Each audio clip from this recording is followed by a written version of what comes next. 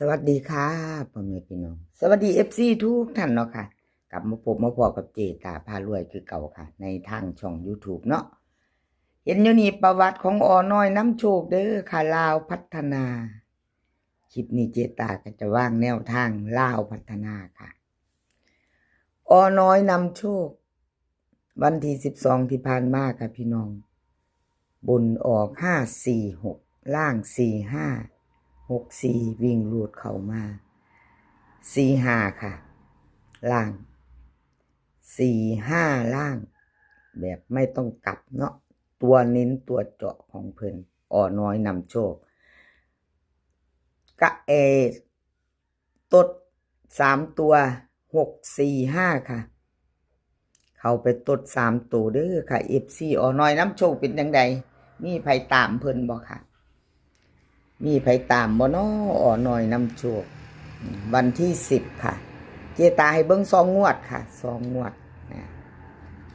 ไผยังบ่ทันตามก็ตามต่อไปใหม่เนาะพี่น้องน้อยนำโชคเพิ่นเข้า3ตัวตดแล้วก็วิ่งรูดก็เข้าล่าง45เนาะค่ะตัวเน้นตัวเจาะของเพิ่นไผได้ก็ดีใจนำค่ะ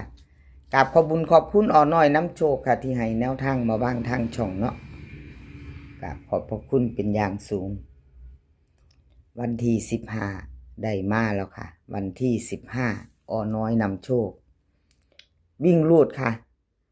วิ่งรูดของเพิ่น7กับ1 2ตัวค่ะ4หาง73 72 19 18เบิ้ล77 11ค่ะ3ตัว3หาง719 172 773วิ่งรูดค่ะเด่นทอกัน7กับ1เด่นเท่ากัน2ตัวเน้น72กับ19ค่ะ3ตัว172แคปหน้าจอค่ะใครจะไปต่อกับน้อยนำโชคเนาะค่ะใครจะไปต่อกับเพิ่นแคปหน้าจอไว้ไปรุ่นวันจันทร์ค่ะวันจันทร์ที่20วันจันทร์ที่15เนาะเป็นเจตาลงให้ก่อน2 มือค่ะลาวพัฒนา2 ทุ่มครึ่งวันจันทร์วันที่15ค่ะลงให้ก่อน2 มือมีเวลาพิจารณาหลายมืออยู่เนาะค่ะแคปหน้าจอแล้วไปต่อคลิปนี้จะมี3 เสี้ยนเด้อค่ะพี่น้องบอกไว้ก่อนน้อยนำโชคแล้วก็จะมีหลัก10เดินดีค่ะของเจตาเลขลับน้ำสูงค่ะ3 เสี้ยนชอบของผู้ใดมักผู้ใดรอจัดค่ะรอแคปหน้าจอรับชมรับฟังไปนำกันเนาะ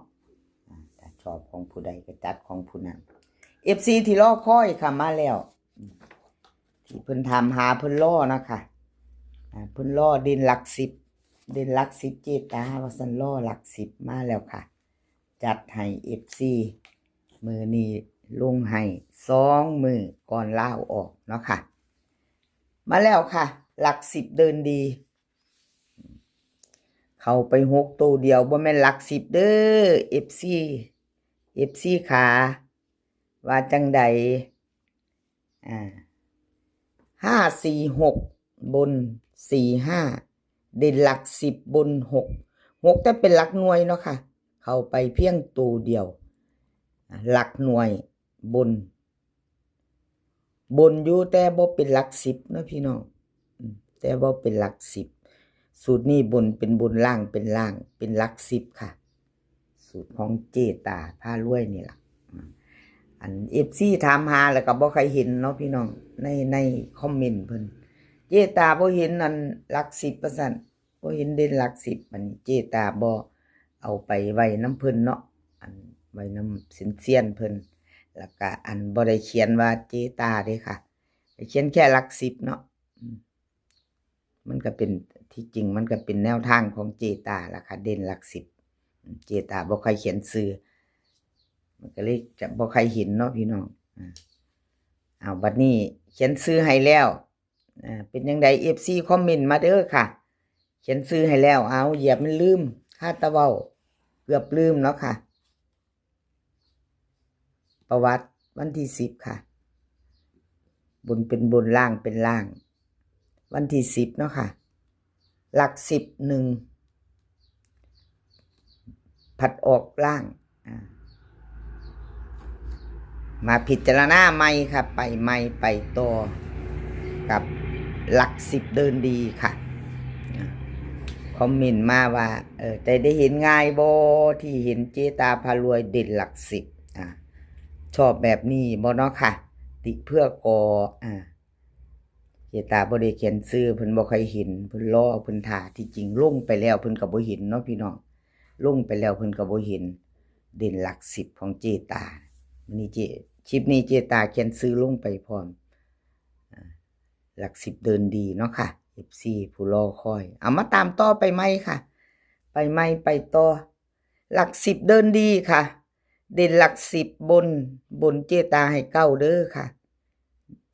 บนให้9ล่างให้3เลขประกบมี7มี1มี8ค่ะมี7มี1มี8วันที่15เป็นวันจันทร์ไปจะตามต่อเตรียมแคปหน้าจอบนนี่ก็เอามาใส่แบบนี้เนาะพี่น้องเอาที่ชอบเนาะเลือกเอาเจตาเด่นให้แค่บนล่างหลัก10 97 91 98 38 38 31 37เอาที่เขาชอบเลขประกบเอาใส่กันเนาะพี่น้องจับใส่กันไผมักตัวใดก็จัดไปอะไรก็เกิดขึ้นได้คือว่านั่นล่ะเลขทุกตัวเอามาวางเพื่อเป็นแนวทางค่ะโปรดใช้วิจารณญาณในการรับชมเป็นอย่างสูงเนาะค่ะหลัก10เดินดีเด่นหลัก10แล้วก็เลขประกบของเจตาพารวยค่ะชอบก็จัดคัดกระพานเนาะค่ะเอาใจ FC จัดให้ค่ะมีอันใดก็แนะนำบอกเจตามาได้เนาะค่ะน้อมรับทุกคำติชมพี่น้องปองปาย FC บอกเจตามาได้เจตาก็จะพยายามเฮ็ดให้ถูกอกถูกใจ FC เนาะค่ะมีหยังผิดพลาดก็กราบขอโทษขออภัยเอามาไปต่อค่ะไปต่อเลขรับน้ำโสมรับน้ำโสมค่ะรับน้ำโสมแนวทางออก546เพิ่นเข้าไปตั้งแต่วิ่งรูดเนาะค่ะเข้าไปวิ่งรูดเจตาบ่ได้เขียนพี่น้องเข้าไปวิ่งรูด546ล่าง45เนาะลาวพัฒนาเดี๋ยวเจตาเขียนก่อนไปหลายๆต่อค่ะเลขรับน้ำส่งเจตาลืมเขียนแล้วค่ะเขียนมาแล้ว546ค่ะเข้าไปวิ่งรูดจับมือกันมา45ล่างเนาะวันที่12ขอโทษขออภัย FC เลขรับน้ำส้ม2ตัวเพิ่นบ่เดินเนาะค่ะ2ตัวไม่มาให้เบิ่ง2งวดเพิ่นก็มาตั้งแต่วิ่งรูดเนาะค่ะ2ตัวมา1ตัวเลขรับน้ำส้มครับขอโทษขออภัย FC แทนเพิ่นเอามาตามใหม่ไปต่อเนาะค่ะครับขอบคุญขอบคุณเลขรับน้ำส้มหลายๆค่ะที่ให้แนวทางมาวางทางช่องเนาะค่ะไปต่อแคปหน้าจอไว้เด้อค่ะพี่น้องสายวิ่งสายรูดเอาที่ชอบเอาที่เฮามักเนาะค่ะชอบก็จัดขัดก็ผ่านเลขรับน้ำส้มคาลาวพัฒนาวิ่งรูดเพิ่นให้มา3กับ9ค่ะ2ตัว4หาง31 30 93 91เบิ้ลค่ะ3399 3ตัวค่ะ3ตัว3หาง391 930 931วิ่งรูดเด่นทอกันค่ะ3กับ9 30กับ91ค่ะเลขรับน้ำส้มเน้น391 930 3ตัว2หางค่ะเลขรับน้ำส้มเน้นให้เนาะแคปหน้าจอไว้ค่ะใครจะไปต่อกับเพิ่นวันที่15แคปหน้าจอไว้ค่ะคลิปนี้ขอให้พี่น้องโชคดีกับลาวพัฒนาค่ะลาวพัฒนาวันจันทร์เจตาลงให้ก่อน2มือค่ะให้โชคดีกันทุกคนมื้อนี้ก็ขอให้มีความสุขค่ะขอให้สุขภาพร่างกายแข็งแรงกันทุกคนเดินทางไปไสก็ขอให้ปลอดภัยค่ะ เดินทางไปก็ขอให้มีโชคกลับมาก็ขอให้มีชัยค่ะ